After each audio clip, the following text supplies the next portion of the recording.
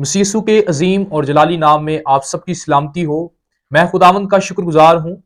اس video کے لیے، تاکہ میں آپ کے سامنے خدا کے کلام کو پیش کر سکوں۔ اس بات کے لیے خداوند کی شکر گزاری ہو۔ اور آج کی اس ویڈیو میں ہم ناقص دعا پر بات کریں گے کہ ناقص دعا کیا ہے، اور دور حاضرہ کے اندر ایک ایماندار کو کیوں ایسی دعا کرنے سے روکا گیا ہے، اور یہ کیسی دعا ہوتی ہے، آج کی اس ویڈیو کے اندر ہم جانیں گے۔ اور اگر ہم کلام مقدس کا مطالعہ کرتے ہیں تو کلام مقدس ایسی دعاؤں سے بھرا پڑا ہے۔ وہ مختلف قسم کی دعائیں ہمارے سامنے پیش کرتا ہے، جس میں شفایتی دعا ہے، جس میں ایمان کی دعا ہے، جس میں ایگریمنٹ کی دعا ہے، اور جس میں درخواست کیے جانے کی دعا شامل ہے۔ ان تمام تر اقسام میں سے آج ہم ناقص دعا پر بات کریں گے کہ یہ کیا ہے، جسے ہم انگلش میں امپلیکیٹری پریئر کہتے ہیں۔ اگر ہم زبور کی کتاب کا مطالعہ کرتے ہیں تو زبور نویس زبور نمبر 7، زبور نمبر 55 اور زبور نمبر 69 کے اندر ایسی دعا کرتا ہوا نظر آتا ہے۔ یہ ناقص دعا ہے کیا؟ اس سے کیا مراد ہے؟ ایک سوالیہ نشان ہے۔ یہ ایک ایسی دعا ہے جب انسان غصے اور جذبات کی صورت میں جو ہے وہ خدا کے حضور اپیل کرتا ہے اپنے دشمنوں اور لوگوں کے لیے کہ خدا ان کی عدالت کرے۔ اگر ہم زبوروں کی کتاب کا مطالعہ کرتے ہیں تو زبور نویس جو ہے وہ ایسی دعا کا ذکر کرتا ہوا نظر آتا ہے، اور وہ خدا کی پاکیزگی اور خدا کی جو عدالت ہے اس پر زور دیتے ہوئے اس بات کی تصدیق کرتا ہے کہ خدا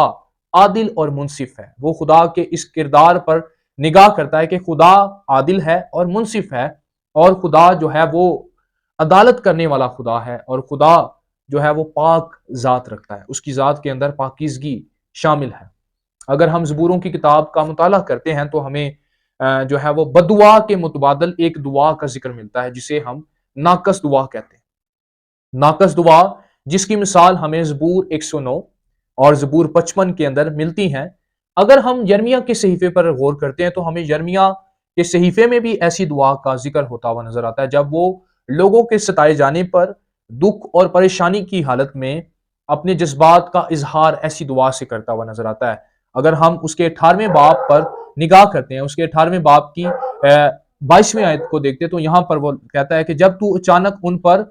فوج چڑھا لائے گا اور ان کے گھروں سے ماتم کی صدا نکلے،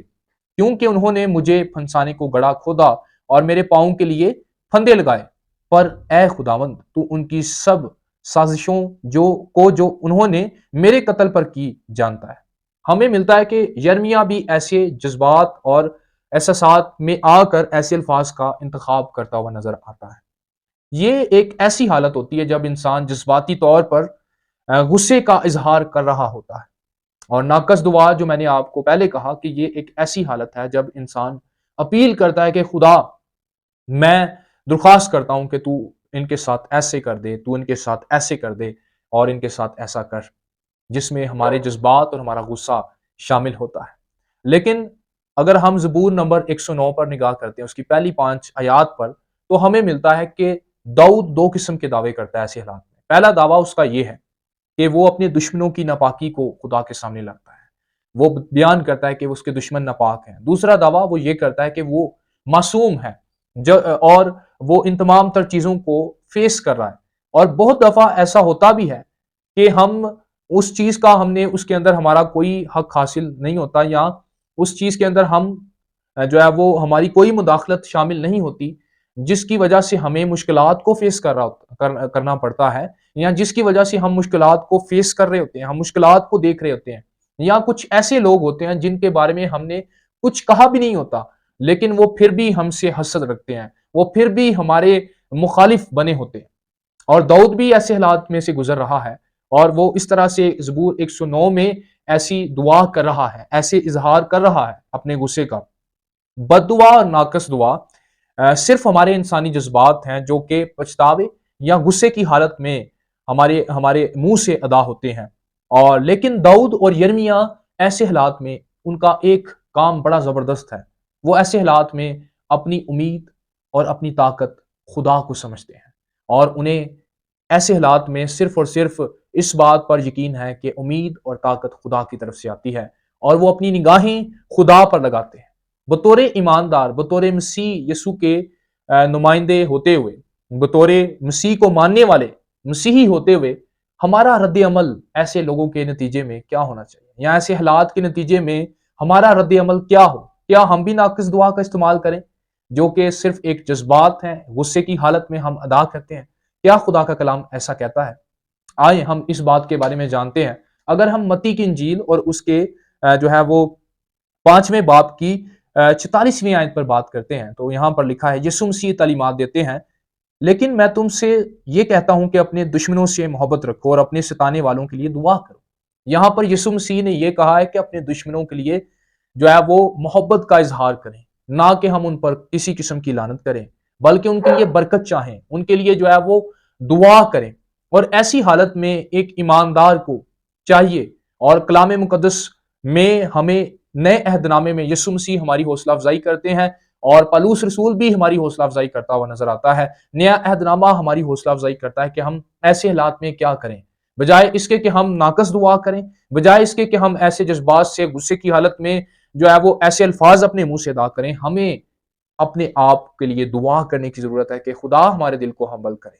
ہمیں جو ہے وہ ایسے حالات میں لوگوں کے لیے دعا کرنے کی ضرورت ہے کہ خدا ہمارے دل کو ہمبل کرے، تاکہ ہم ان کے لیے برکت چاہیں اور ہم ان کی نجات کے لیے خدا کے حضور دعا کر سکیں،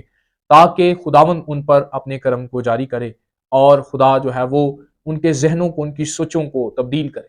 اور ایسے حالات کے اندر جو ہے وہ ہمیں کیسا رد عمل کرنے کی ضرورت ہے بطور ایماندار ہوتے ہوئے،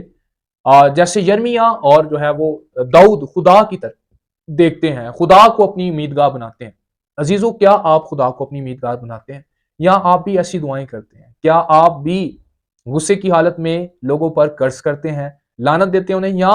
آپ ان کی نجات کے لیے، ان کی بحالی کے لیے یا ان کی درستگی کے لیے دعا کرتے ہیں؟ آج اپنی زندگیوں پر نگاہ کرنے کی ضرورت ہے، اور ایسے حالات میں جو ہے وہ ہمیں روح القدس کو موقع دینے کی ضرورت ہے۔ ہم روح القدس کے تابع ہوں اور کنٹرول اس کے ہاتھ میں دیں، کیونکہ رومیوں کے خط کے اندر اس کے 8ویں باب کی 26ویں آیت میں لکھا ہے کہ روح خود ہماری روح کے ساتھ جڑ کر ایسی آہیں بھرتا ہے جس کا بیان ہماری سوچ اور سمجھ سے باہر ہے۔ عزیزو، انسان ہوتے ہوئے ہم کمزور ہیں، لیکن روح القدس ہمیں طاقت فراہم کرتا ہے تاکہ ہم